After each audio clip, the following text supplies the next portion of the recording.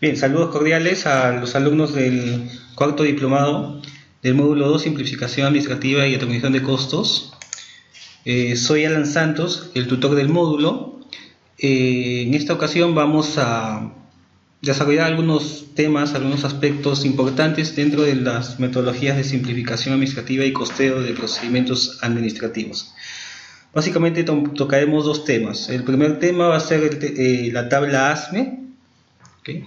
Algunas pautas en la construcción y elaboración de esta tabla, y en la segunda parte vamos a ver el sistema Mi Costo, ¿okay?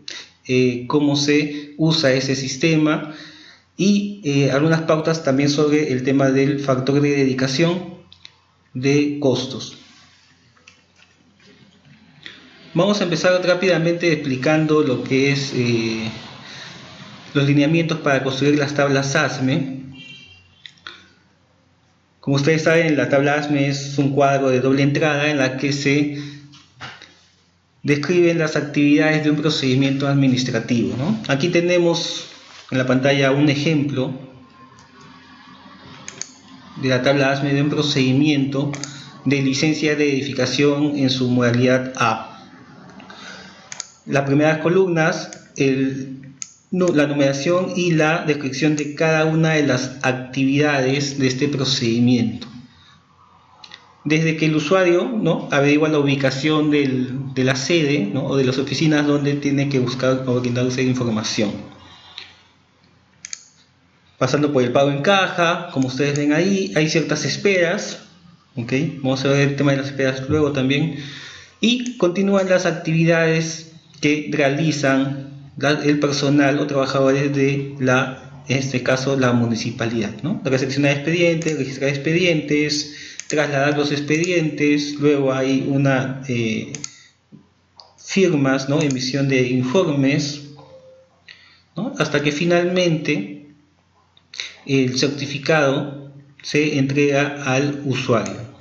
Entonces, tenemos aquí una serie de actividades que se realizan para ejecutar todo este procedimiento administrativo. Luego, en la siguiente columna, área, tenemos aquí las oficinas en las que se realizan cada una de estas actividades, ¿no?, como por ejemplo trámite documentario, la sugerencia de control urbano y licencias, ¿no?, la gerencia de desarrollo territorial. Todas aquellas áreas que participan en el procedimiento, ¿no?, se colocan aquí a la derecha de cada una de las actividades, ¿no? Dicho sea de paso, esta columna área equivale al centro de actividad, ¿no?, que se conoce comúnmente en la metodología de costeo. Luego tenemos el tiempo. El tiempo es la duración de las actividades en minutos. Bien.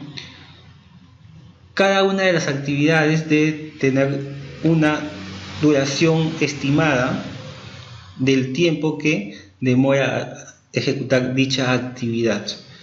¿Okay? Estas actividades, ¿no?, uno de los criterios principales, digamos, para determinar esos tiempos es que estas actividades, sus tiempos tienen que determinarse en función de la efectividad de dichas actividades. En otras palabras, se determina aquí el tiempo efectivo de cada una de las actividades. ¿Qué significa el tiempo efectivo de la actividad? Es básicamente el tiempo de dicha actividad en la que no podemos contabilizar aspectos externos que suceden, ¿no?, cotidianamente cuando hacemos distintas actividades, ¿no?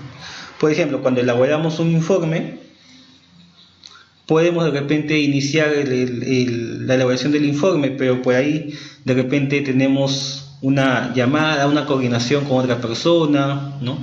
Tenemos que hacer otras tareas de repente que no tienen nada que ver con ese informe, y por lo tanto esos tiempos no podríamos contabilizarlos, los tiempos muertos, digamos, los tiempos que no tienen, ¿no?, relación con la actividad que se está haciendo. Entonces, tengamos en cuenta que los tiempos de las actividades deben ser tiempos efectivos, ¿okay? Tiempos efectivos. Por eso es que también vemos ahí actividades de espera, ¿no? Espera para la acumulación de expedientes, dice en este caso, ¿no? 480 minutos. Esto significa, en realidad, en una jornada de trabajo, 8 horas. Lo que significa que posiblemente, ¿no?, si el expediente está en trámite documentario para que pase a la sugerencia de control urbano, seguramente va a pasar un día. Pasará un día para que el expediente pase a la sugerencia de control urbano desde trámite documentario. ¿Eso cómo se representa? A través de esas actividades de espera, ¿no? Y colocamos ahí el tiempo de 480 minutos, que significa que pasará al día siguiente. Estas actividades de espera son importantes porque en realidad esto refleja ciertamente cómo se realizan las actividades y cuánto demora el trámite. En este caso vemos, por ejemplo, acá hay otra espera, ¿no?, en la que se registra en el cuaderno de trámite, se registra en un sistema y se deriva al subgerente, ¿no? El subgerente debe aquí dar un proveído. Y aquí tenemos una espera. ¿Esta espera qué significa? Esta espera es el tiempo que se demora, ¿no?, en que pase el expediente al subgerente y que pueda ser firmado. Como ustedes saben, los funcionarios, gerentes, subgerentes, alcaldes o gerentes municipales tienen múltiples actividades, ¿no?, dentro de su jornada. Entonces, no están, pues, obviamente siempre disponibles para dar proveídos o hacer las firmas necesarias cuando llega un expediente. Por eso es que siempre hay una espera en estas etapas del trámite. Y deben ustedes colocar estas actividades de espera y colocar los tiempos estimados en las que se demoran estas firmas de estos documentos, ¿no? ¿Y por qué es importante también incluir las esperas y los tiempos de espera? Porque esta columna tiempo, como ya les dije, está en minutos. Vamos a finalmente sumarlo. Vamos a sumar finalmente estos minutos y la vamos a convertir en días, ¿no? Primero la convertimos en horas, ¿no? Son 7.764 minutos, convertido en horas son 129 horas. Convertido a días, considerando un día de 8 horas, ¿no?, resulta 16.18 días. 16.18 días. Ese sería el plazo de atención de este trámite, 16.18 días. Este sería el plazo que deberíamos colocar en nuestro TUPA, ¿no? El plazo del trámite de una verificación administrativa de licencia de verificación, 16.18 días, ¿ok? Y como vemos, ¿no?, a simple vista, este procedimiento aparentemente no está simplificado, ¿no? Este procedimiento es una situación actual que debe ser simplificada, ¿no?, porque obviamente, pues, tenemos que disminuir este plazo de 16 días, reducirlo más. Bien, luego tenemos, por cada una de estas actividades, el personal que ejecuta cada actividad. Podemos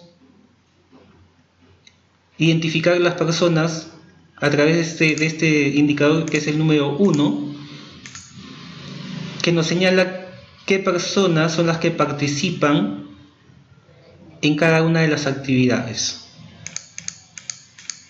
¿no?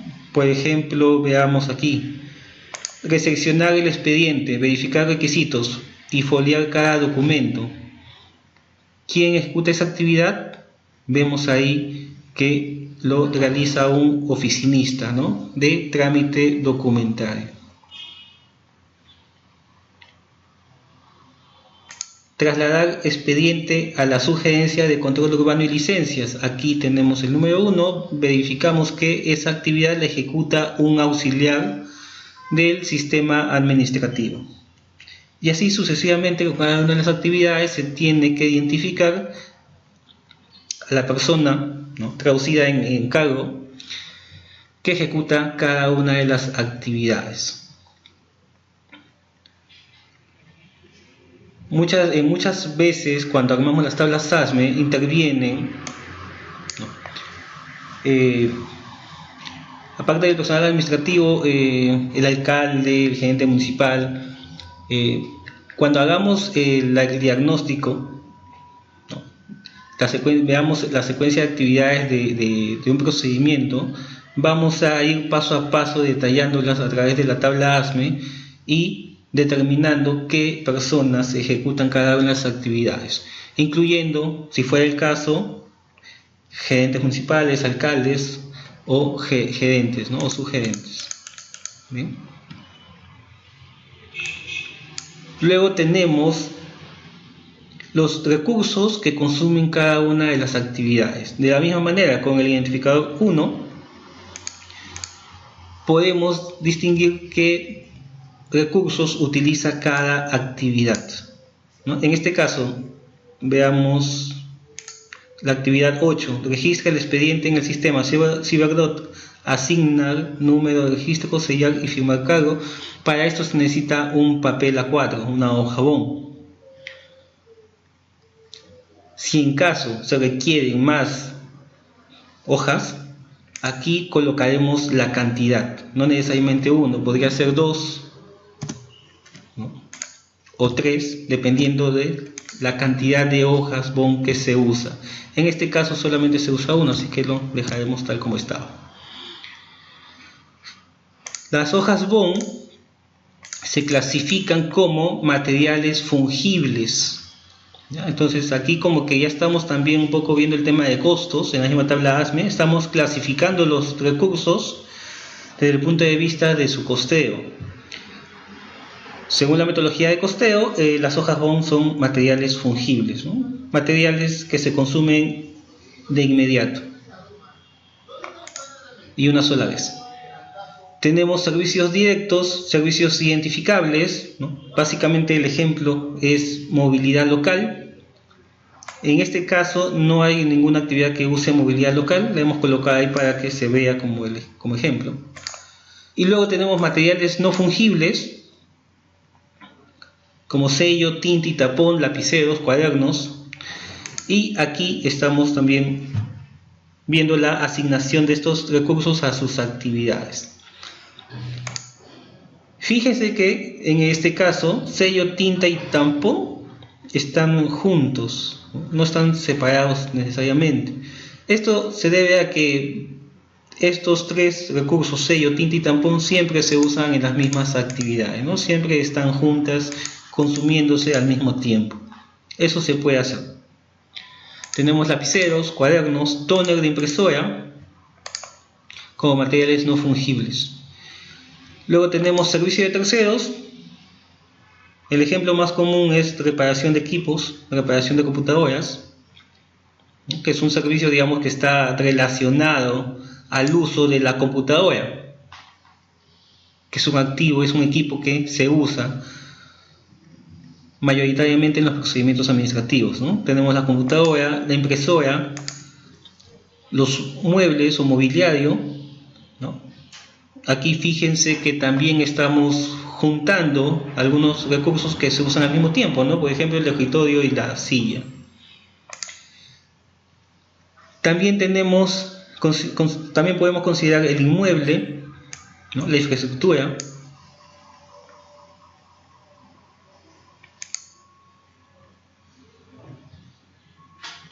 Y luego tenemos como costos fijos básicamente energía eléctrica e internet. El internet básicamente se debe asignar siempre y cuando se consuma el servicio de internet. Solamente en aquellas actividades que consumen internet pueden ser asignadas a dicho recurso, ¿no? En este caso me parece que trabajan con un sistema Ciberdot, que es un sistema a través de una página web, por eso es que colocan aquí el consumo de internet. Bien, hemos puesto aquí los recursos más representativos de los procedimientos administrativos.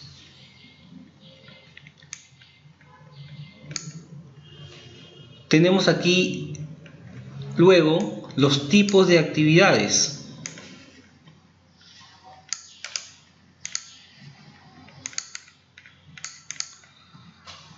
Tipo operación, revisión, traslado, espera y archivo. Bien.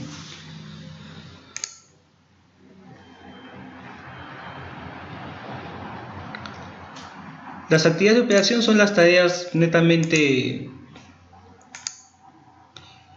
básicas del procedimiento, ¿no? Son las actividades que se ejecutan dentro del procedimiento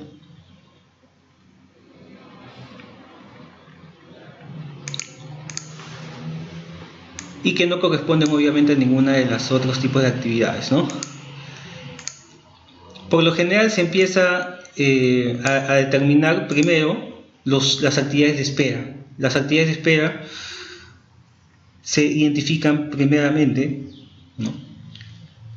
Como ya hemos visto, colocamos siempre las esperas para determinar el flujo real del procedimiento, para determinar los plazos de este procedimiento, ¿no? Entonces las actividades de espera, siempre por lo general tenemos ahí esa palabrita, ¿no? Espera, en cada una de las actividades. Esperas antes de dar un visto bueno, espera antes de dar una firma, espera antes de trasladar los expedientes a otra oficina, ¿no? Básicamente en esos casos siempre hay actividades de espera. Y señalamos aquí, en este caso, señalamos con un aspa aquellas actividades, ¿no? Según su calificación. Actividades de traslado, como trasladar expediente, ¿no? Derivar expedientes. Actividades de revisión, revisar requisitos, por ejemplo. Actividades de archivo, archivar documentos. Y las siguientes actividades serían las de operación, ¿no? Luego tenemos aquí otra calificación de actividades. VA, que significa valor añadido, actividades de control, y actividades sin valor añadido. ¿Qué significan estos conceptos? Vamos a explicarlo de una manera muy práctica, ¿okay? Las actividades que son de valor añadido son actividades indispensables, son actividades importantes en el procedimiento, actividades que por lo general no se pueden eliminar, pero sí se pueden simplificar. Son actividades indispensables, digamos, para el procedimiento, ¿okay? Luego tenemos actividades de control, que básicamente son equivalentes a las actividades de revisión. Y las actividades sin valor añadido son aquellas actividades que no aportan al objetivo del procedimiento. ¿Cuál es el objetivo del procedimiento? Emitir un certificado, emitir una constancia, emitir una autorización. Entonces, si una actividad no contribuye a ese objetivo, se denomina sin valor añadido, ¿no? Caso típico son las esperas. Las esperas son actividades sin valor añadido. ¿Okay? Sin valor añadido también pueden ser actividades duplicadas, actividades que se duplican, actividades que se hacen por segunda vez o tercera vez. En este caso, ustedes visualizan ahí que las actividades del gerente son actividades sin valor añadido. ¿Esto por qué? Porque el gerente está firmando, está dando vistos buenos a un certificado o a un documento que ya ha sido evaluado, que ya ha sido autorizado por el subgerente.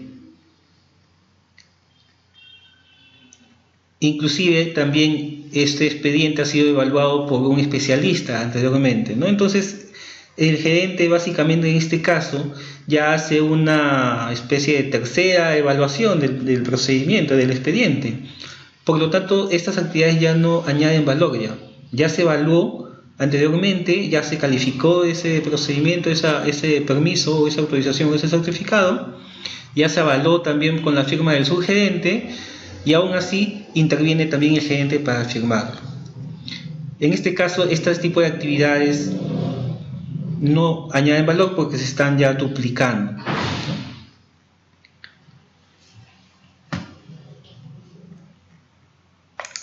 Ahora, el significado de SVA sin valor añadido no implica que este procedimiento esté mal o no sea necesario. Podemos tener actividades sin valor añadido que sean necesarias. Son dos conceptos distintos, ¿no? Si es necesaria la actividad o si la actividad es sin valor añadido.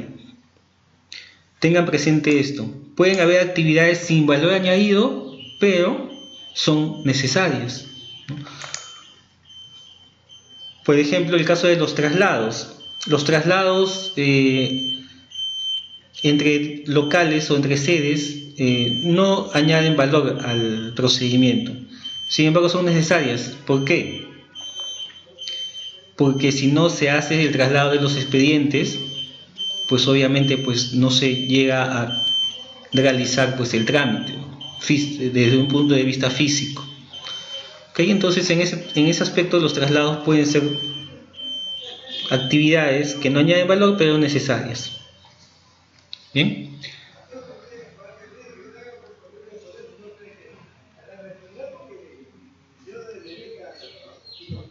Ok, eso es todo lo que tenemos que explicar referente a las tablas ASME, ¿no? Aquí muy importante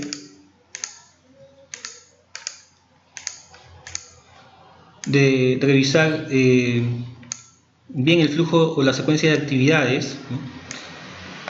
Algo importante que les tengo que decir también es que la secuencia de actividades debe obedecer a un flujo óptimo del procedimiento. Un trámite puede tener distintas bifurcaciones, distintos caminos, sin embargo aquí lo que tenemos que colocar es el flujo óptimo de este procedimiento, la secuencia óptima, ¿bien? Y los tiempos efectivos. Bien, ok señores, muchas gracias por su tiempo.